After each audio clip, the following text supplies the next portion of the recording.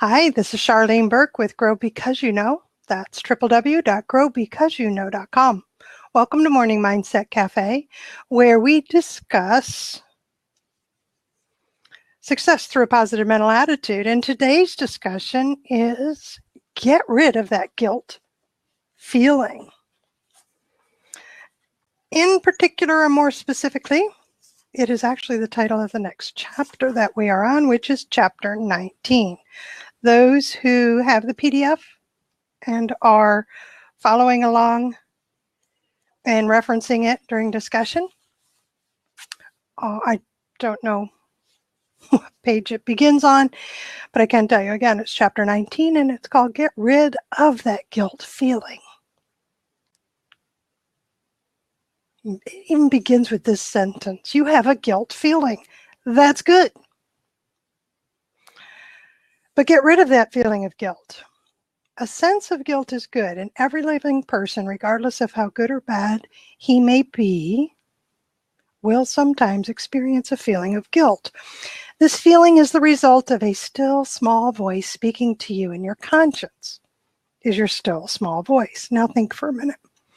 What would happen if one didn't feel a sense of guilt after doing wrong? For the person who does not have a feeling of guilt for doing a specific wrong act is often unable to distinguish between right and wrong, or hasn't been trained to know the difference between right and wrong as regards to the act. Or he may not be sane. For many, feelings of guilt are inherited, others are acquired. We know a mental conflict will develop when inherited emotions and passions are bridled by the society in which we live, and people in one environment may have an entirely different code of ethics that is in opposition to the code of those in another. Yet in each instance where the individual has been taught a specific ethical standard and violates it, he develops a feeling of guilt. In some instances, the violation of a moral standard of society is good because the standard itself may be bad. And so we reiterate, a feeling of guilt is good. It even motivates persons of the highest moral standards to worthwhile thought and action. For there was a righteous man who hated and unrelentingly persecuted people of a religious minority, but he developed a feeling of guilt. And the world knows he righted his wrong when his feelings of guilt motivated him to desirable action. For he became a great evangelist, and his thoughts, words, and actions have changed the history of the world during the past 2,000 years. Saul of Tarsus was his name. Then there was a man whose feeling of guilt for what he believed to be the misdeeds of his life made him so remorseful that he too was motivated to desirable action. In prison, he spent his days writing a book. And his book is a classic reference for teaching nobility of character and beauty of life. John Bunyan is his name. Then there was also the sinner we discussed in chapter 15 who donated $500,000 to the Chicago Boys Clubs, who also donated $1 million to a church. He did this to atone in part for his guilt. He provided money to prevent boys and girls from falling in the traps and snares of life that he had experienced. Even a benefactor to mankind like Dr. Albert Schweitzer was motivated by the sense of guilt, for he felt guilty he had fallen short of his responsibilities to his fellow men. And because he could, but was not, doing something worthwhile, his sense of guilt prompted him to start his great mission. Now do you see that a feeling of guilt with positive mental attitude is good? I'm seeing it. Are you seeing it? Now we're going to go into guilt with negative mental attitude and why it's bad. Not every guilt feeling brings about beneficial results. The results are often most harmful when the guilt feeling is combined with negative mental attitude. Feelings of guilt have motivated men to destroy their lives, mutilate their bodies, injure themselves in other ways to atone for wrongdoing. Now today, fortunately, such methods are seldom practiced, and they're not permitted in civilized countries, yet their counterpart can be found. For the conscious mind may not feel guilty, but the subconscious mind does. And the subconscious mind never forgets, and it uses its power as effectively as a conscious mind. For it fulfills the need of the individual who doesn't rid himself of the feeling of guilt with positive mental attitude. It makes him ill and it makes him suffer. A guilt feeling can teach you consideration for others, because consideration for others is something we actually have to learn how to do and develop. I mean, when you think about it, as a baby, we don't care about anybody else, do we? Well, we are the gimme, gimme, gimme, take care of me, take care of me, take care of me, which is just how we are. We're newborns.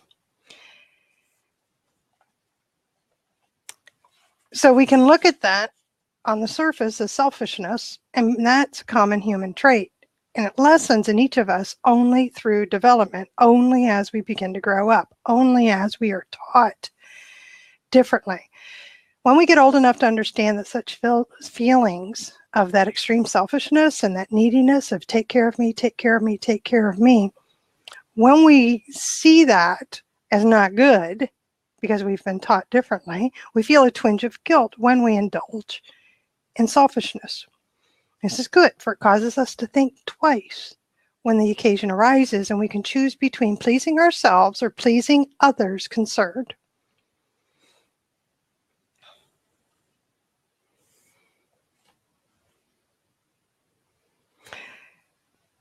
So to get rid of that guilt feeling, make amends, get into action. Feelings of guilt arise from many causes, but a sense of guilt brings with it a feeling of indebtedness that must be reduced and eliminated. Remember the story about the magnificent obsession, about being of service to others, of how this surgeon felt he owed the world a great debt because his life had been saved at the cost of the life of a great brain surgeon who had been a real blessing to the world. The Young Man, Lloyd Douglas's novel. It was this feeling of debt that caused the young man to become a brain specialist equal in ability to the man whose life he felt he had taken. From the diary of the man who had gone on, the young man learned a philosophy of life which caused him to develop a magnificent obsession. Thus, because of his guilt feeling, he too became a worthwhile person. We're reminded here right now, this is where we are reminded that every story is somebody's story. And every day in our daily intake of news, be it by newspaper, television, internet, we read somebody's story. Someone whose life was saved in more ways than one because he responded to an irrevocable decision to get rid of his feeling of guilt, for he got into action. We're referencing a fella here that had been discussed earlier in the book. So to get rid of that guilt feeling, we get into action. We're going to talk about Jim Vouse for a second. He's a man who literally owes his life to his decision to say, I will. And yet this decision came quite late in life. For many years, he'd been running head on into the commandments. He seemed to be trying to violate them all. The first time he broke the injunction, thou shalt not steal, he was still in college. He stole $92.74, went to the airport, bought a ticket, headed for Florida. A little later, he stole again. This time an armed robbery. Caught, put in jail. Shortly thereafter, he was granted amnesty so he could join the army, yet even the army wasn't able to stop him from getting into trouble. The court-martial read for diverting government property to private use. And so it went. Jim Vouse's career kept sliding downhill. The more often he did wrong, the more guilt he felt. Guilt leads to guilt, as well as lies and deception to hide it. Now, Jim didn't consciously feel more guilty because his conscious sense of guilt had been deadened. His conscious sense of guilt had been deadened. Not so much with the subconscious mind. That's where the guilt feeling accumulated without him realizing it.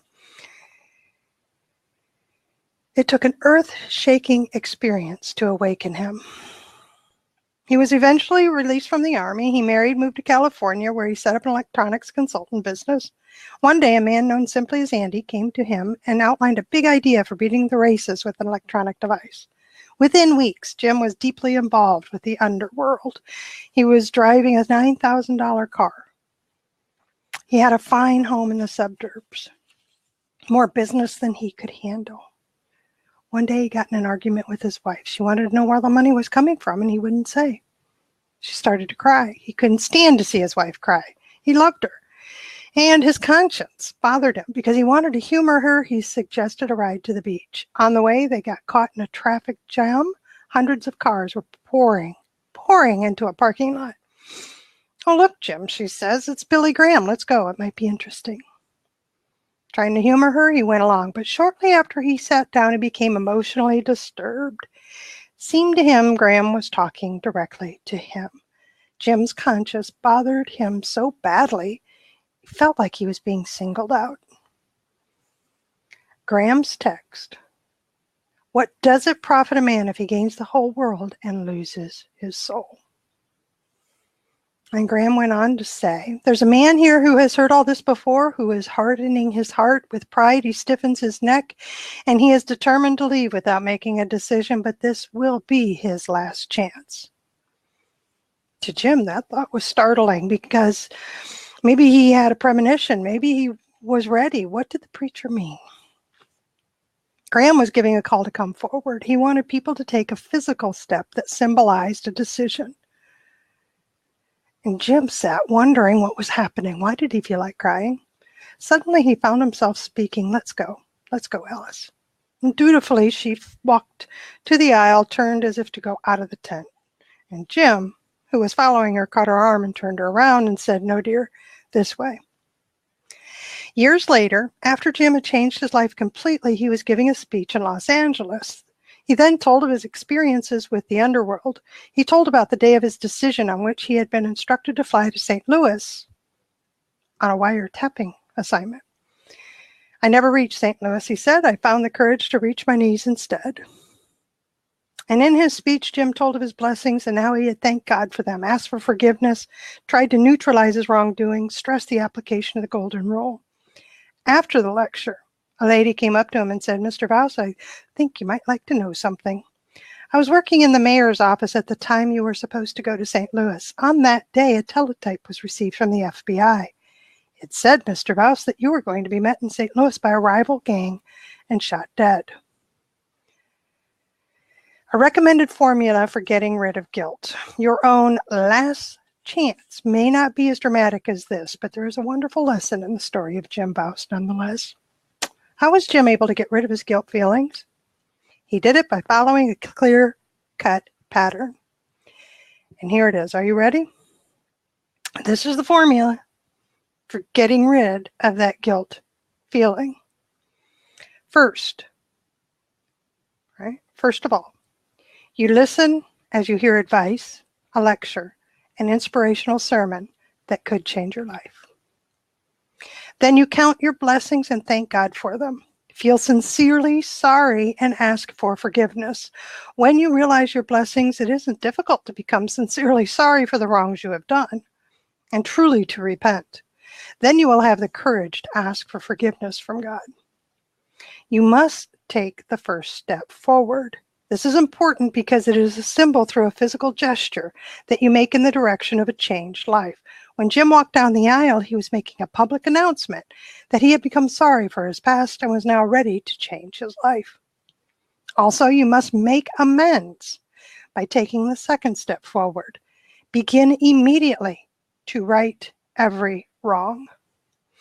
And then the most important step of all, apply the golden rule. This should be easy, for now when you are tempted to do wrong, that still small voice will whisper to you. And when it does, stop and listen. Count your blessings. Picture yourself in the other fellow's place. Make your decision to do what you would want done if you were actually in his position.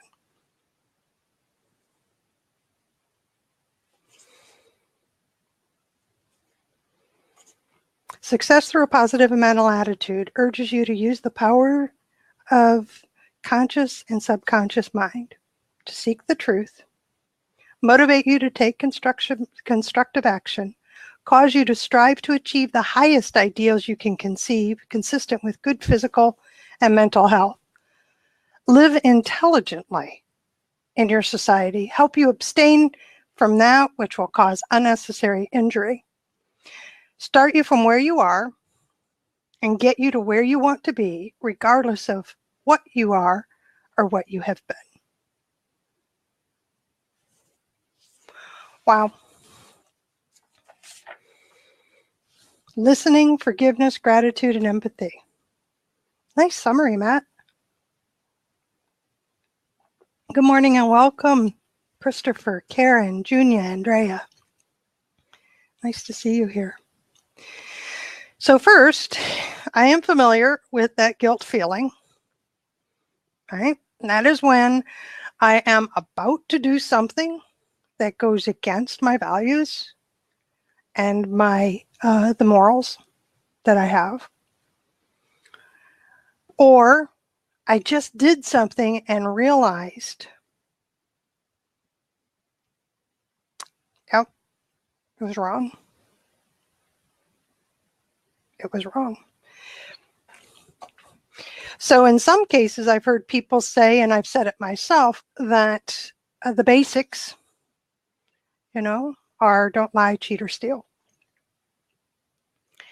Those are the basics. Those are the basics of behavior, right? Of course, there's more, but that's a start. The most often times when I've told you, I've worked with wounded women. I used to call them broken, and I don't believe they're broken anymore because I don't know that they need to be fixed as much as they need to be mended. But working with wounded women, having been wounded myself, and not always from the outside, right? Not always from the outside. Sometimes it's my own behavior, and it was their behavior that they repeated, just as Jim did, as a thief, and compounded the guilt, but didn't feel guilty anymore because there was so much there that mentally, right up front, consciously, I don't feel guilty because it's become part of the norm and it's become part of the pattern of behavior. It's just the way I've always been. To recognize that and to sit quietly,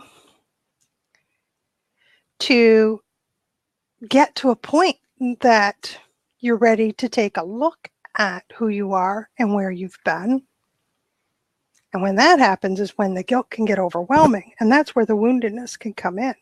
And having worked with some of these women in conjunction with professionals who are in mental health fields and what have you, my portion of it was to lend a kind ear, to provide encouragement, to teach life skills.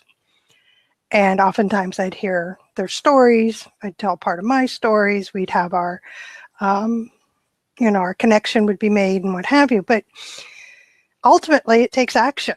Just recognizing that I feel guilty isn't good enough. It isn't good enough.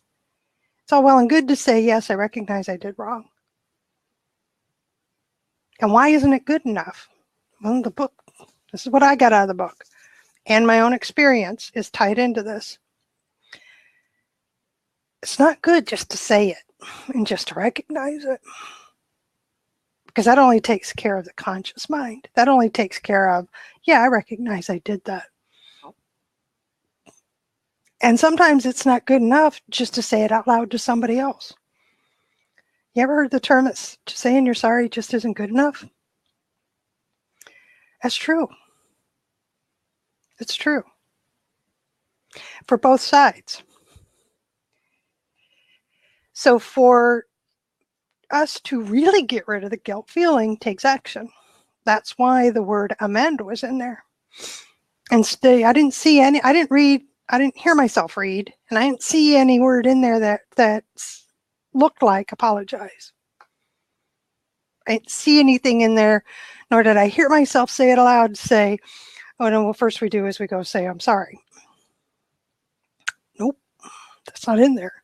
What it says is to make amends. What it says is to make repairs, to make right that which was done wrong.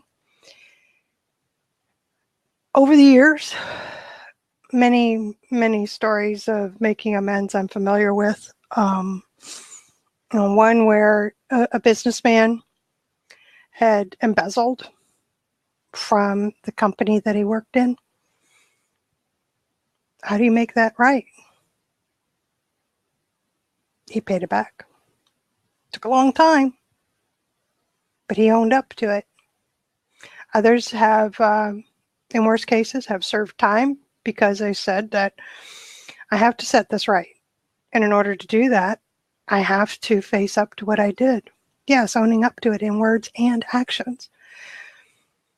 To some people, that's an extreme, to go to jail. I'm familiar with it from the people that I see on a semi-regular basis, you know. But I'm also familiar with those that are racked with guilt because they were selfish. That instead of taking the monies that were earned for the family to take care of the family, they did selfish things with the monies. You know, they didn't spend time with the family. Instead, focused their attention on their own play. Where I see most of that happening is men in their 30s. And they're new to being fathers. And the excuse is, I need the break.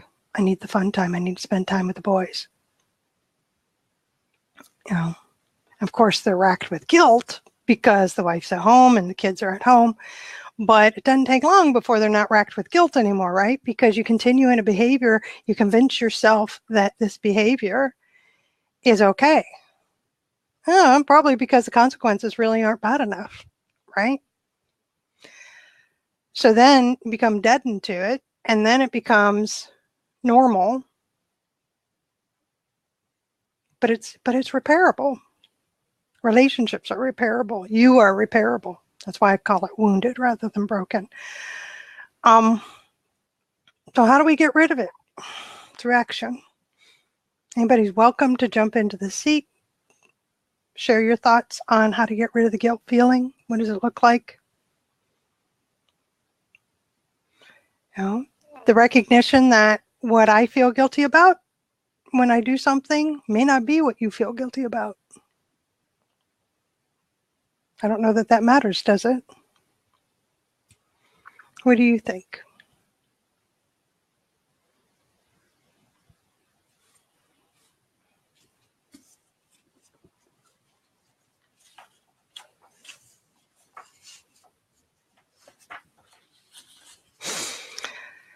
I think it matters because it gives you insight on why people react certain ways.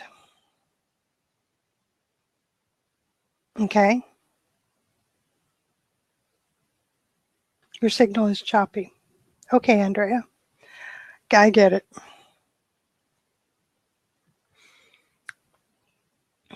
Good morning, Corey. I think it matters because it gives you insight on why people react certain ways. Well, all right, so I think it gives insight, but how am I going to know their motivation if they don't share it with me? Christopher, there is no right or wrong, just consequences and responsibility. Okay. Yes, good morning, Corey. I think it matters because it gives you insights on why people react certain ways. It's an interesting thought. If I hear from you the why, that's like the backstory, right, of why you did certain things. I'm thinking that at the moment that the direction I was going, which is why you startled me with that, is that I was thinking this is such a personal thing as to why I feel guilty about some things when I do them and you don't. You know, alignment of my own values and morals and where they're based from.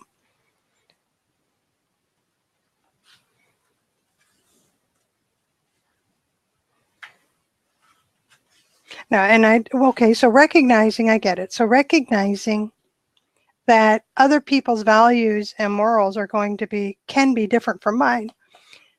That's where that statement came from, didn't it, Andrea? Well, that's true, but that doesn't relieve you of the responsibility of having done wrong in my world. So having said that,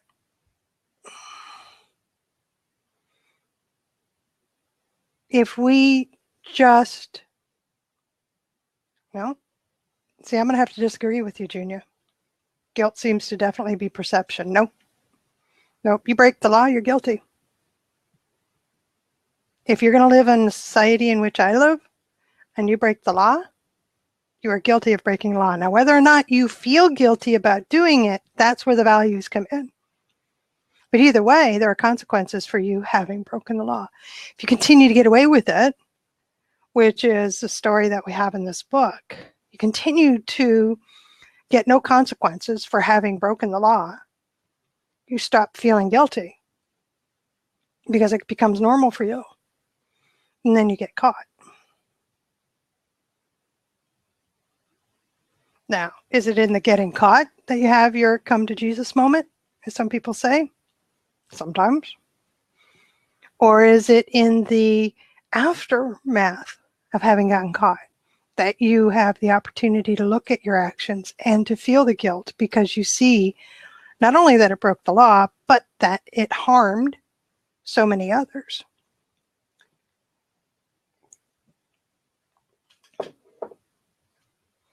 Of course, the law of the land differs for each land, and that's what I mean. The world in which I live in is the only world in which I should care about at the moment. If you come into my world from a different land with different laws, it is your responsibility to learn the laws of my land. If I go into your world, into your land, it is my responsibility to learn the laws of your land. Same thing applies to the laws from state to state and community to community. Because I've traveled my country, I look ahead to see what kind of road rules they have, traffic laws that they have that might be different than what I'm used to. I look at what other laws, if I'm bringing things across state line, what they ask me not to bring, because if I get caught, this is what the consequences are. So it's my responsibility as the visitor to understand that the laws that I'm familiar with in my community and in my world may not be the same laws in yours. Right? Now, this also brings into mind,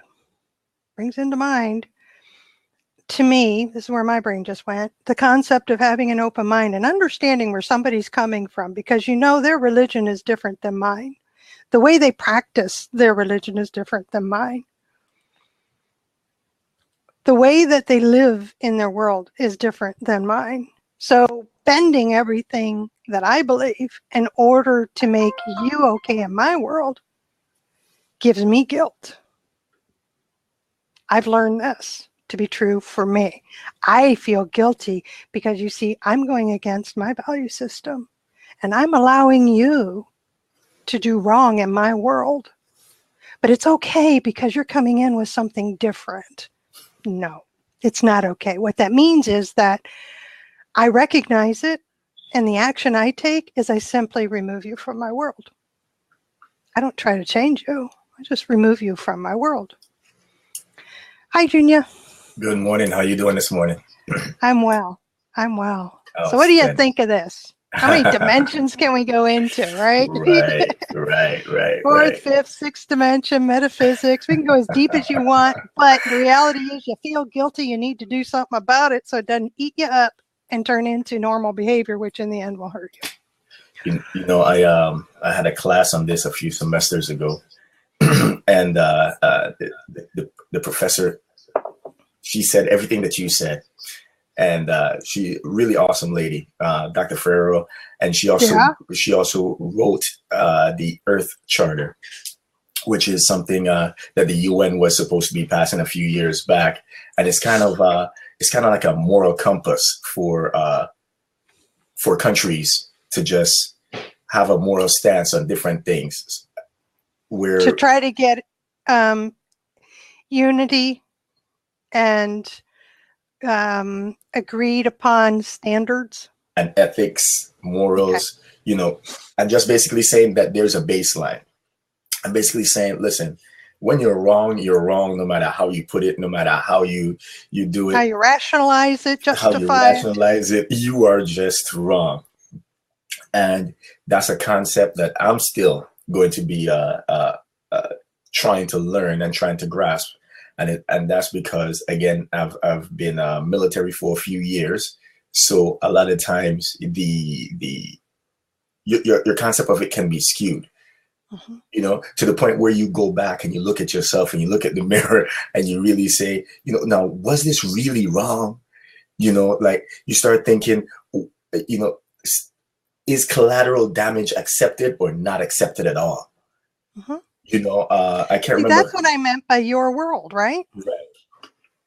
I mean, if I were to walk into that military world right now, I'm the one that has a responsibility, if I want to be there, to adjust to the standards within that world. I see what you're saying. I can't jump into that military world and say, oh no, you all are so wrong in all of this. What do you, no, your rules are, no. Right? Right. There was a famous saying, and I cannot remember who said it, but he said it in Latin. I wish I was smart enough to remember the Latin phrase right now, but it says, if you want peace, prepare for war. And it's almost an oxymoron, but it works really well in the military. But now, let's say we have a situation where let's say polygamy. You have a religion where you believe in polygamy, but now you live in America. Should you be allowed to say, okay, I know the law of the land is this, but the law of the land is also to have my own religion and serve who I want to serve the way I want to serve it. So how do you, what's your take on that? That's an individual case. And if that were my world, I would be looking at ways to work within the law or to have the law changed. Okay. I see what you're saying. That's the surface view. That's the surface view. Right.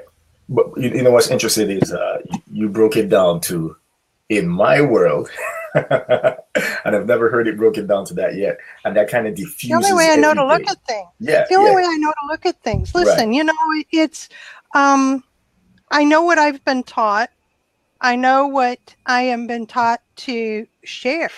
I am called to share my views and to share what my religion teaches, understanding that in some cases it's not going to be received very well because of the language that I use. So it behooves me to understand the language that you use so that you understand what I am saying, because it's the message. It's not the language, it's not the messenger, it's the message.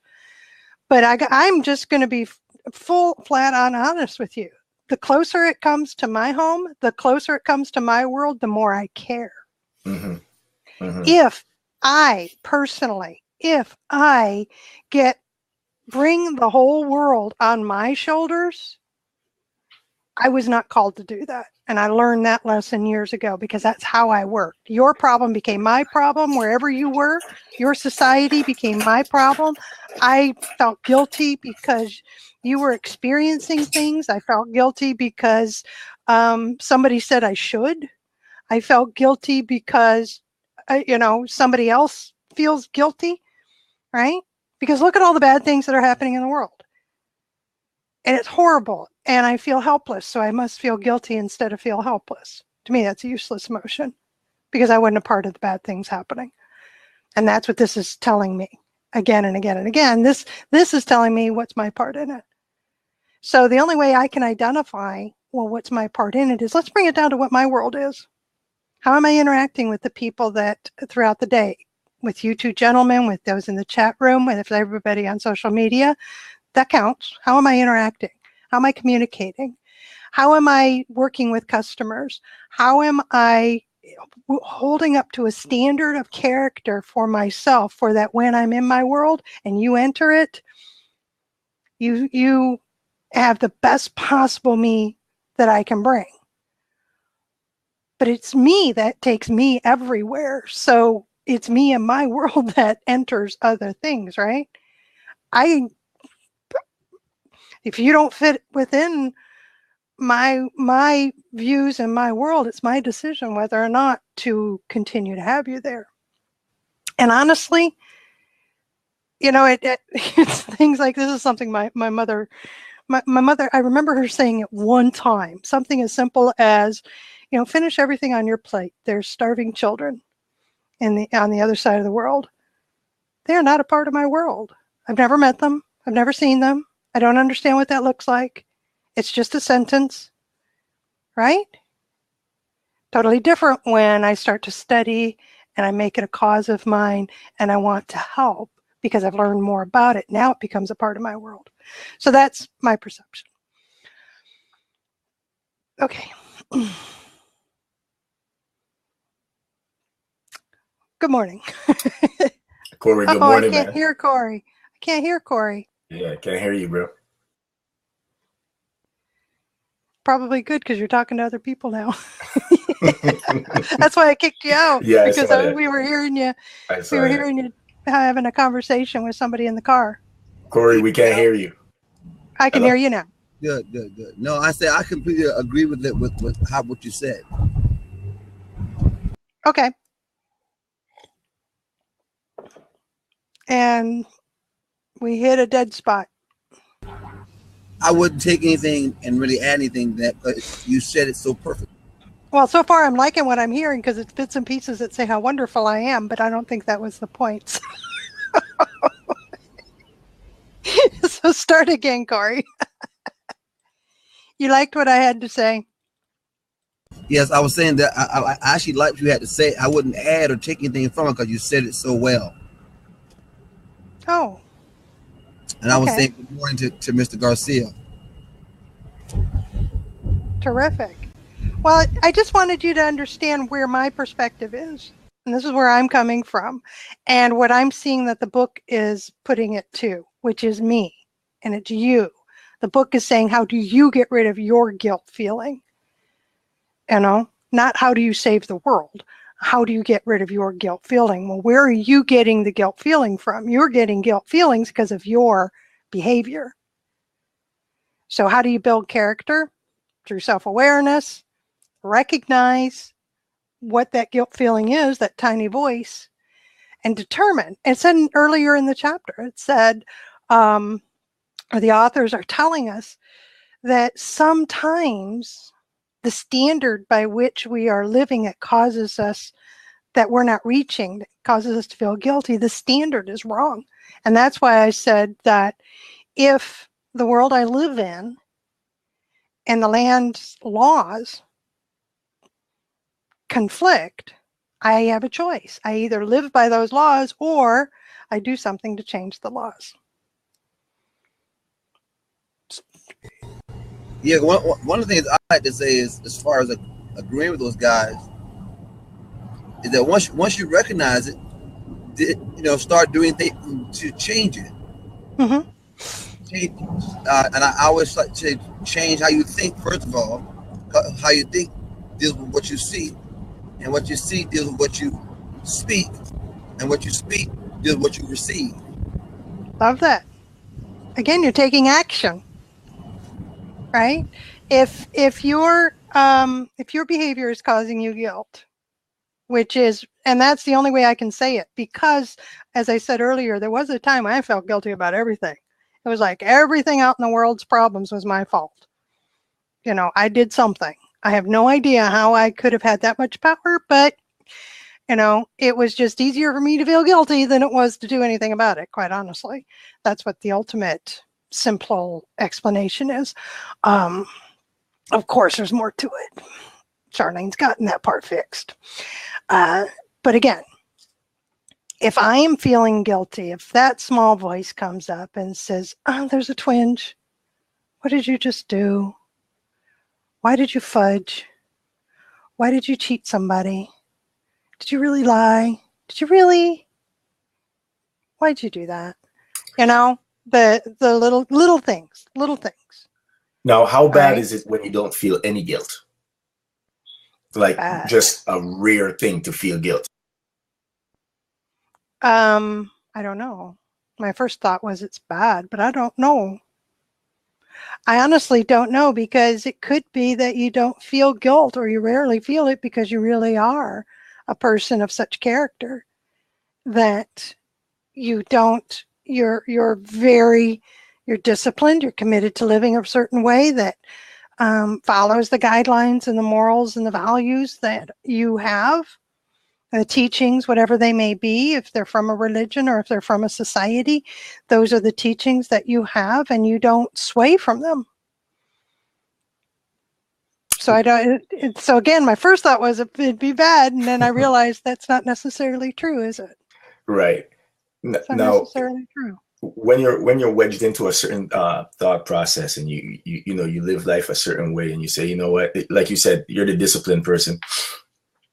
How important is it that, or how often should somebody change worlds, basically, or do you just stay that disciplinary person? A quick example, for instance, when I got into the military, I played football all my life, so smoking and drinking was not something that I would ever do.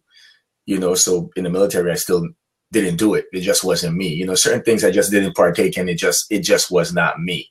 Mm-hmm. Different things, you know, I partook in, and then trying to transition into the civilian world, a lot has to change. Even how I talk to my kids, my wife, all of that has to change. It goes beyond just debriefing, doesn't it? Oh my goodness, you have no idea. It's like it's almost like you're learning a whole new world. It really is. You know, even the first job I had out of the military, I had to quit, and it was because I was talking to the people a certain way. I was talking to these awesome people, you know, and I was getting in their butt, and it just was unnecessary. We had a new from the Army. I'm sorry. Yeah, he was Army. New from the Army colonel join our number. Yeah. There was a lot of conflict. And you guys allowed him to speak. Boy, did he and I butt heads. Oh my God. And we had private sessions, and it was, yeah, I get it. I get what you're saying. Go ahead. So now, how often is it that we need to reflect and start making those changes? And how deep should we go when we make those changes? I mean, because it's a lot of,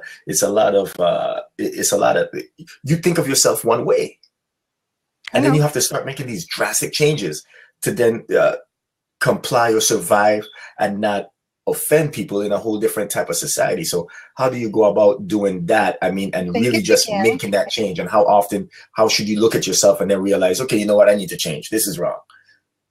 So I think it begins with, what's your goal? What is it that you're wanting to do?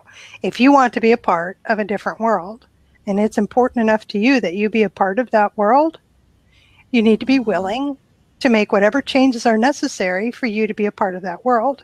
If it's important enough for you to set as your ultimate, that I want to be a part of this, it is that important to me that I have to be a part of this world, whatever that world is.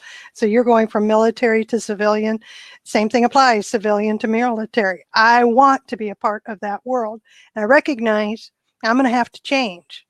Now, I'm not sure what I'm going to have to change, but again, that part doesn't matter, right? When we decide that's what we really want, then we prepare ourselves for the daily work that goes into becoming what we need to become to be a good part of the world we've chosen to be a part of.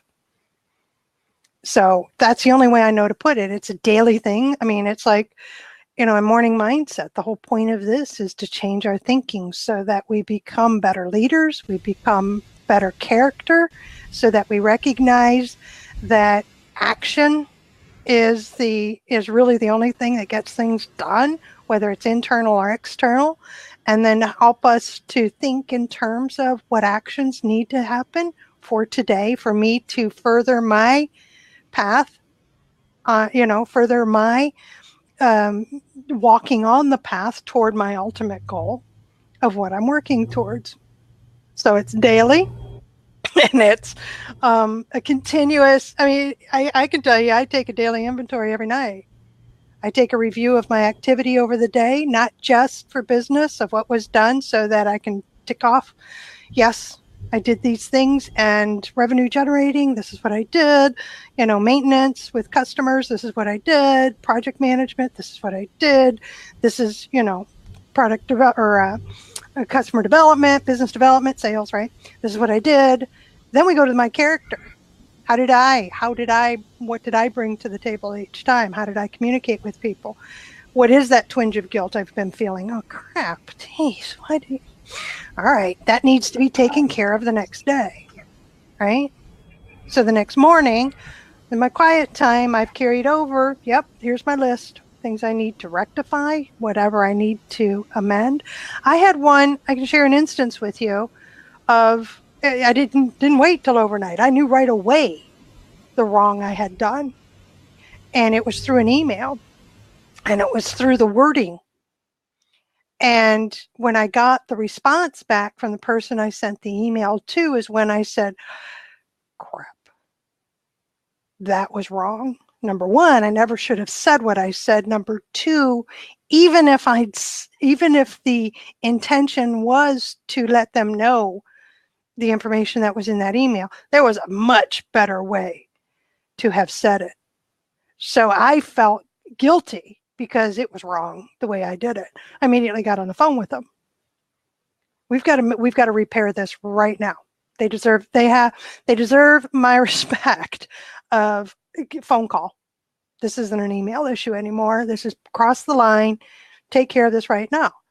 So it was my values and morals and guilt that said, this is wrong. Let's repair it. Got on the phone, and while on the phone, received the email back saying all is well. And we had our conversation, and I repaired it, and everything's okay. So it's because I'm in tune with who I am and how I want to live my life, I'm able to catch things like that. And yet, there are still times when it's the next morning, I say, yeah, that wasn't so good. I need to take care of that. So it's continuous repair, which is how I grow, right? So listen, that's how I work. I'm going to jump out the seat to give somebody else a chance. I'm going to go on this side. Thank you very much. I'll continue watching you answer all the questions. Big up, Corey. Later. Fantastic. All right. Well, both of you guys left. Well, come on in, people. I'm just sharing how I see things. All right. So Christopher goes from German to Island. Oh.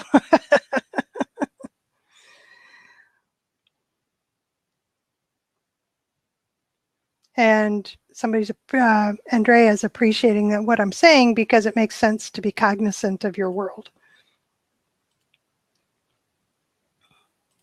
Again, I have to think in those terms because if I don't, it gets too big for me and I get overwhelmed. And I can't work in that. I've learned my lesson. Hi, Corey.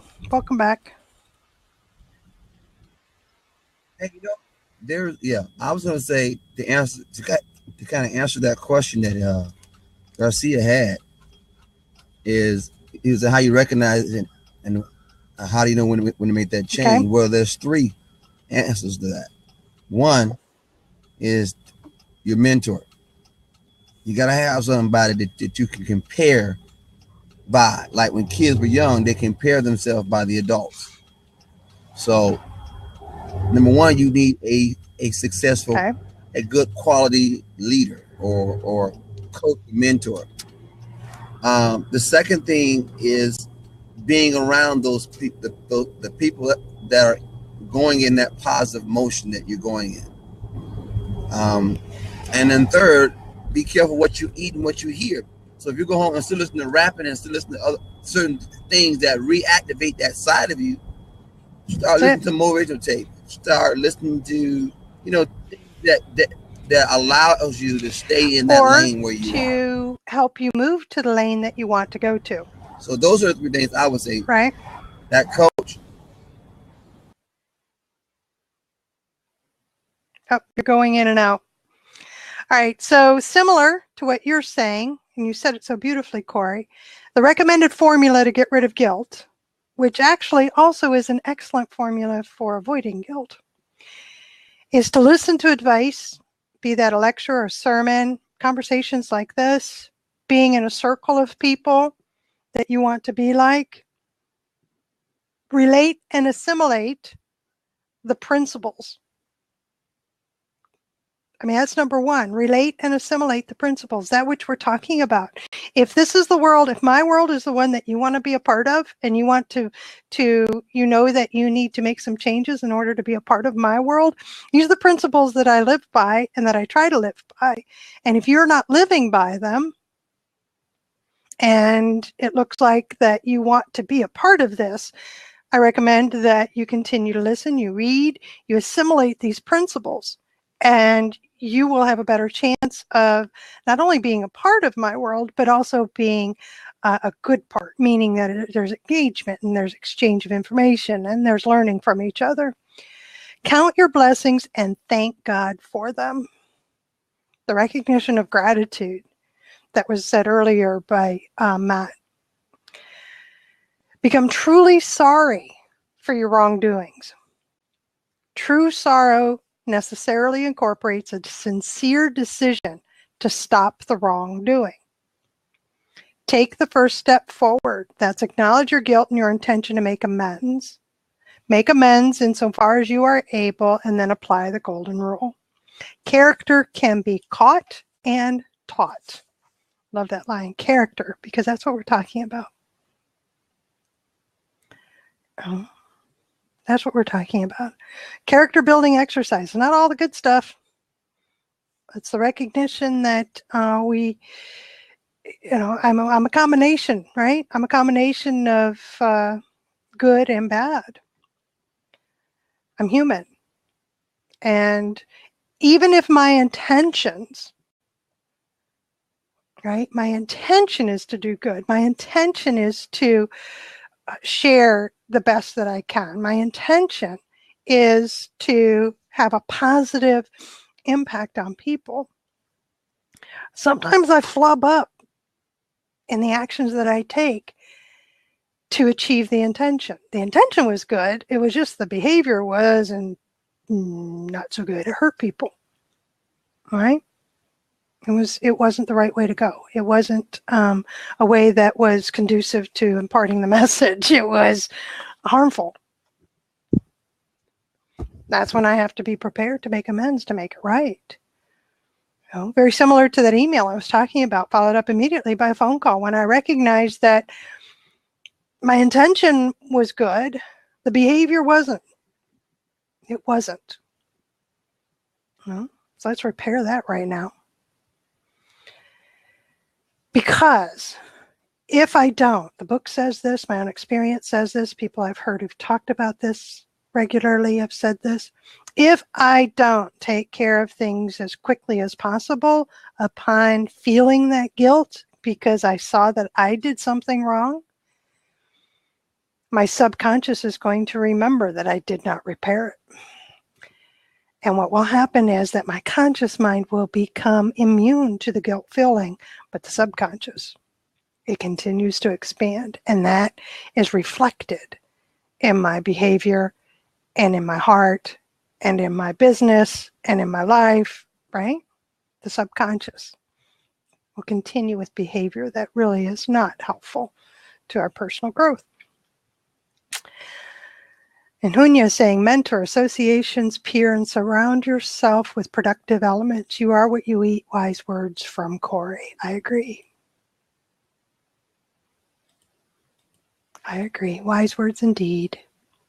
So any other comments? Anybody want to jump in and share a little bit about that?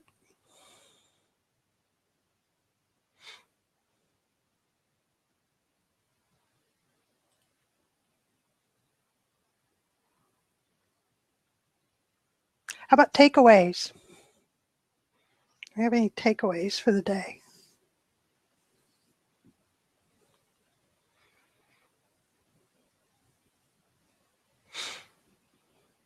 Mine is continue to listen to the small voice.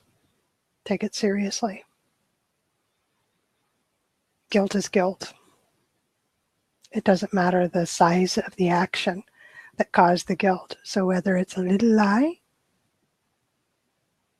or a big one, little candy bar that you stole or bank that you robbed, you know you did wrong. Followed by the behavior change, which is, no, I want to be better than this.